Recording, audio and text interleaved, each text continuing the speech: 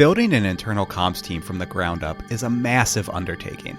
Big decisions to be made, deals to broker, organizational charts to color code. But underpinning that work is the promise that at the end of your well-planned initiative, there will be better engagement and alignment in your organization. Maybe you're doing this now, imagining how your internal comms team will grow in the future.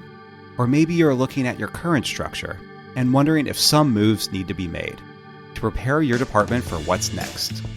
This episode's guest knows a lot about both. Today on the Internal Comms Procast, we grab a few minutes with Amanda Atkins, the Director of Internal Communications for Slack. Amanda shares how she built an IC team inside a fast-growing software company that specializes in employee collaboration, what challenges she faced, how she structured her team for success, and how she demonstrated her value from the start. Being able to get some quick wins early on cut through a lot of that concern. And being able to be accepted as a critical part of the leadership team, as a strategic partner to our executives, and also as somebody who would understand the pulse of the company and the pulse of the business and our culture at all levels, at all locations. The Internal Comms Procast is sponsored by Circle. Circle provides personalized email, intranet, and app engagement solutions for diverse workforces. Let Circle make your communications job easier. Learn more at cerkl.com. Circle, weird spelling, awesome engagement. Welcome to the Internal Comms Procast. I am your host, Barry Williams. Today's guest is a communicator with 16 years of experience in a variety of industries. In 2019, she served as a keynote speaker at the Intranet Reloaded conference in Boston. I am Amanda Atkins. I'm Director of Internal Communications at Slack Technologies in San Francisco. I have, oddly enough, been doing internal communications for over 16 years, which kind of blows my mind. I studied journalism in college and needed an internship to graduate. I sent my resume, my application to dozens of small newspapers, just expecting that someday I would write for a newspaper or a magazine. And this was way back in the early 2000s before journalism took a bit of a dive. So I got rejected by every single one, but I managed to get an internship doing internal communications for a manufacturing company in my hometown of Toledo, Ohio, called Owens Corning. And I joined there my senior year of college and did their newsletter, helped with their town halls, and just really started to learn the ropes of internal communications. And I was hooked from the earliest days. It was such an exciting experience to be able to use the skills I had learned as a trained journalist to operate within a company and to get to know that subject matter and those audiences so intimately. So I found just so much opportunity within that kind of environment. And over the 4 years that I worked for that company, I was able to expand from some of the traditional internal comms work into more change management, leadership coaching, and doing a lot of hands-on work with a lot of different populations within the company, including frontline employees who didn't necessarily have access to email or computers on a regular basis. So it really pushed me as a communicator to think about how to adapt my strategies to very different audiences and understanding how different types of people prefer to learn and receive information. So it was a powerful way to learn the ropes and to kind of get my feet under me as a communications professional. From there on, I have always worked in internal communications exclusively. So I spent some time working in retail between Victoria's Secret and Bath & Body Works and Gap Inc. I spent some time working in financial services between JP Morgan Chase and Liberty Mutual. And I eventually found my way here to Slack about 3 years ago. But the entire time I've been working with everyone from frontline workers to the most senior executives within organizations, helping create the kind of communication strategies that can be the connective tissue between all of the different individuals, teams, and goals within a company. And I find that it's a very rewarding place to be because internal communicators can help create a really positive employee experience for people. And knowing how much time people spend at work every day and how much of their lives they give to their work, being able to improve that experience it feels really good. And it makes me feel like I'm able to contribute to the businesses I work for in a really unique way. If you aren't familiar with Slack, it's a collaboration hub for teamwork with 10 million daily active users and a very interesting backstory. So Slack has a really fascinating history. in that it was born from the ashes of a game called Glitch that ultimately failed. And our founders, when the game failed, realized that this little chat function that they had built in order to communicate with one another while they were building the game was pretty darn good, and that they didn't want to have to work without it again. And they thought maybe other people would like it too. So from the ashes of Glitch came Slack, and our 4 co-founders partnered with a lot of the same people that they had worked with at Glitch to build Slack from the ground up. And now 5 years later, we have over 10 million daily active users. We are in countries all around the world. We have about 1,500 employees globally. And since I joined the company, we've about quadrupled in size. And what's so exciting is to see Slack in use for communication and collaboration as a layer of the technology stack in companies from small dairy farms to the largest companies in the world like IBM. After a few years of very rapid growth, Slack was ready to bring internal communications into the mix. Amanda was brought in to start the process of building out and organizing an internal comms strategy. When she arrived, she found a fast-growing organization that was looking for structure around the who, what, where, and why of internal communications. Luckily, her previous experience in more established companies prepared her perfectly. So I joined when we were about 400 people. We had just passed our 2-year anniversary. And it was very interesting because at the time, it was clear that they were still figuring out what they needed in internal comms. There was an understanding of, okay, we think it's time, we think we need somebody, but we have no idea how that's going to work, what they're going to do, because clearly we communicate a lot internally already, which as does any organization before they bring in internal communications. But at that point, we were big enough and we were in enough offices that it was just too hard to keep control over the proliferation of information within the company. So when I came in on day one and in that first month, I think what I realized right off the bat was that there is a such thing as too much communication. So in a lot of ways, you're like, oh, that's not possible. Like people want more information. They want more information. But when there's a plethora of information and there's no structure in which to absorb it, it starts to feel like chaos. So I was able to come in and help establish a channel taxonomy. So thinking about how we structure announcements channels versus help channels versus triage channels versus project channels, and making sure that we're organizing our conversations in a way that is standardized across the organization. And also thinking about how we target audiences with specific kinds of information. So when there is just a fire hose of info and you have to personally weed through it in order to determine what is important for you, eventually you just stop trying because it's not worth the time to weed through all of those pieces and parts. And so one of the things that I focused on right away was thinking about our audience targeting strategy and how can we make sure that we have our audiences parsed out in the right way. So whereas in some organizations, you might have an email distribution list for just people managers or just the people within a specific department. Here I have dedicated channels for those specific audiences. So if I need to get out an announcement to the entire sales organization, I'm going to go to our announcement sales channel and I'm going to put it there. And that's also where our SVP of sales would post messages out to his organization. But being able to establish clear places where that official communication happens for specific audiences has made it easier for people to follow along with the information that is most relevant for them. So that was a really critical place for me to start. We didn't have communication norms established in terms of how people get official information, how people can access the right subject matter experts to ask questions, etc. So bringing in internal communications at that stage, while it was very early, if you compare to a lot of other companies, it gave us the opportunity to build out an internal communications infrastructure at a stage of the company that would ultimately help us grow and scale more effectively. So we were able to put in norms around how does official communication and announcements go out to the company? How often and where do our executives communicate with their teams? How often are we holding all hands meetings? How do we determine what goes into those meetings? How are we making sure that we're maximizing the time that we're where we have all of our employees in the company together? How are we maximizing the voice of our leaders? How are we thinking about reputation of our leaders? How are we thinking about reputation of our employees out in the world? How are we preparing them to be ambassadors for the brand?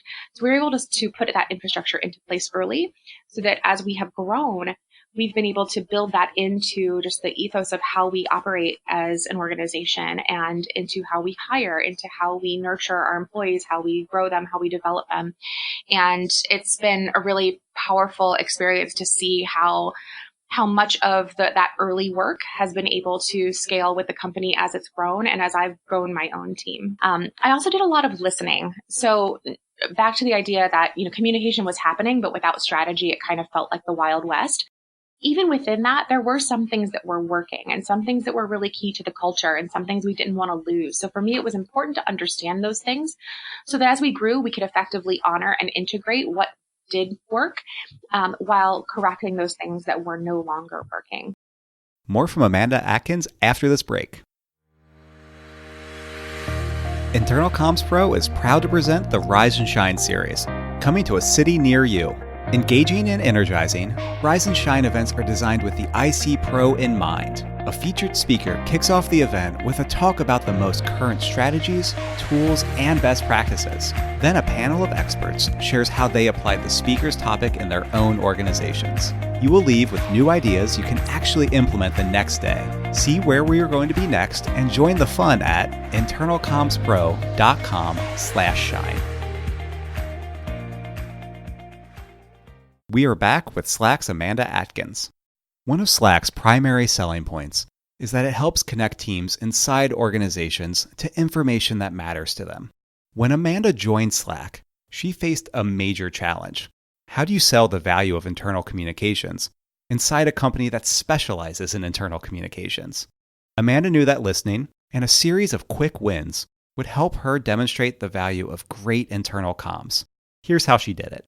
There was certainly, there had to be some reputation building. And a lot of that came from the fact that most of the people who worked here had never worked at a larger company that had an internal communications team. And so they have never worked with anybody who was thinking about this, let alone, in any sort of structured way within a tool and a product like Slack. So it was all very new. It was like, well, we have this platform to communicate. We don't need a person to tell us how. And so there was a lot of education that had to be done around the role of internal communications and how we aren't here to tell you what to say or where to say it. We're here to help you get the right information at the right time to be able to do your job more effectively. We're here to help our leaders show up in the best way and to leverage their voices in the most strategic way so that they are heard and they are understood and they are seen as the right kind of leader for their organization. We are here to help ease transitions and change, particularly in hypergrowth situations. And a lot of the behind the scenes work that we do is seamless to your average employee. They may or may not know all of the work that went into making sure that new leader who came into their team was onboarded in the right and most effective way, that the change that was made to the scope of their work was communicated effectively, that a new process was integrated into their team in a smart way, or even at the highest level, that the strategy message that they received from the CEO about our progress against goals was written in a way that we knew that they could understand. So there was some education that had to happen, but I have to say, being able to get some quick wins early on cut through a lot of that concern. And being able to be accepted as a critical part of the leadership team, as a strategic partner to our executives, and also as somebody who would understand the pulse of the company and the pulse of the business and our culture at all levels, at all locations. There was a joke early on that internal communications quickly served as sort of the oracle of Slack. We know what's going on with everybody all the time. And being able to really be that connective tissue between all of those pieces and parts started to show its value quickly. So I focused a lot on listening and understanding. I focused a lot on building that foundation, that basic communication infrastructure in which we could improve the things that we were already doing. And then getting really aligned on what was important for our execs, for our broader employee base, for different locations within the company, for different teams within the company, and being able to pull that all together into a broader strategy. I was able to cut through a lot of that concern. Slack has quadrupled in size since Amanda joined 3 years ago, and the size of the communications department has grown as well. Here's how the structure has changed. When I first joined Slack, I reported to the CEO's chief of staff.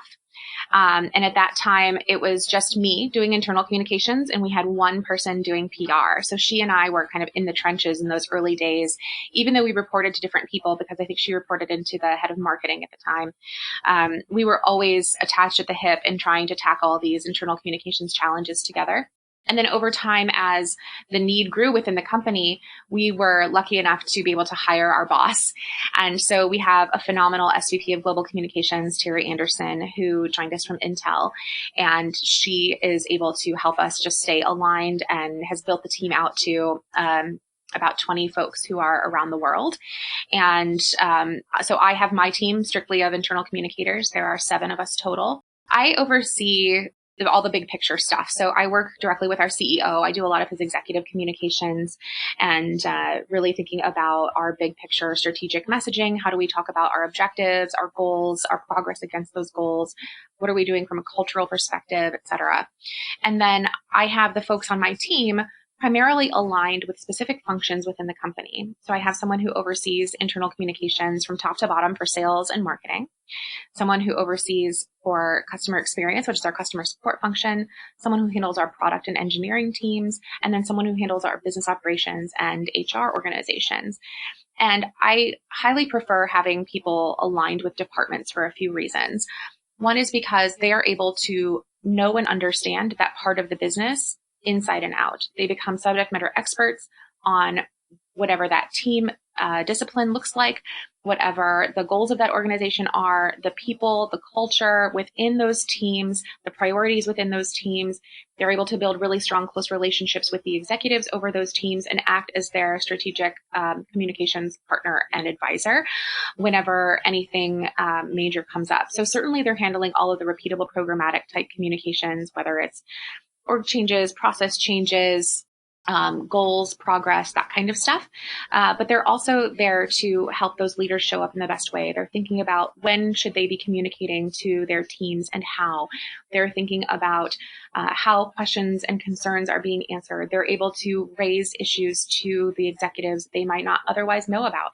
And ultimately, they're able to keep a level of peace and progress and general understanding of what's most important and where we are making progress as a team within that group. They're also able to then elevate really great work that's coming out of those teams to the broader company.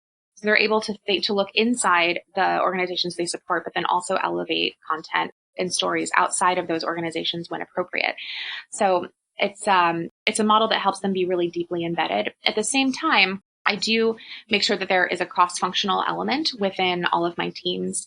So I have the 4 folks I mentioned who are directly supporting specific departments within the company, but I've recently added a coordinator who is helping sort of fill in the gaps and do a lot of the operational work supporting all of our employees in internal communications. And then I recently hired a regional lead for internal communications for our EMEA region. And so she will work cross-functionally between the teams who have employees based in that area to handle local leadership support, to handle local cultural support, to be able to localize a lot of our communication strategies to our offices in that region. And that's a model that we're hoping to expand on long-term for APAC and other regions as it becomes appropriate with the growth of the company. So it's a model that enables us to have really deep reach into the organization, to cascade information effectively, and also to account for the unique cultural differences of our departments and office locations around the world. And then we have a team of PR, media, brand communications folks. And what's so great is that we're all able to work together so closely and maintain alignment, which particularly as we're handling a lot of big external facing business issues that employees care about, those lines are blurred between internal and external. And if we weren't working together in a very integrated way, it would be a lot harder and I don't think nearly as effective for our employees. With 16 years in internal communications under her belt, it's safe to say Amanda has found a career she loves. There's one lesson she wishes she would have learned earlier that can help you be a better communicator today. I wish I had spent a lot more time listening early on. I wish I had the knowledge that I have now around the differences in how people learn and how people apply information and how people make decisions. Just a lot of that human behavior understanding that I have learned over the years. I think one thing a mistake that I made early on in my career was just assuming that I had the right answers and assuming that there was one or two really good ways to do things and that applied to every situation. And I think as I've worked in different industries, as I've worked on different teams with very, very, very different leaders, I have built out a strong arsenal of ways to go about my work that can be adaptive to any situation, to any individual. And the fact is, it's a never-ending process of learning and growing and developing my own skills and being able to get creative about how to adapt to different situations. So I think a lot of that just comes with practice, with exposure, with experience, with, falling down a few times and learning how to brush yourself off and get back up again. But in those early days, I think I probably thought I had all of the answers. And at, 16 years later, I realized I still have so much to learn. A big thank you to Amanda for taking the time to share her story with our listeners. There are many great things on the horizon for Amanda. Follow her on Twitter at Amanda Atkins. So, have you signed up for the Internal Comms Pro newsletter yet? It's a personalized look at what's happening in internal comms. Be in the know. Sign up today for free at internalcommspro.com/newsletter. Internal Comms Procast is produced by Super Awesome Media. Our executive producer is Rachel Foles. This episode was edited by Gina Morvek. Our theme music is Please Listen Carefully by Jazzer via the Free Music Archive. Our intro music is Sea of Glass by Connor Sweeney. Show notes and more are available at internalcommspro.com.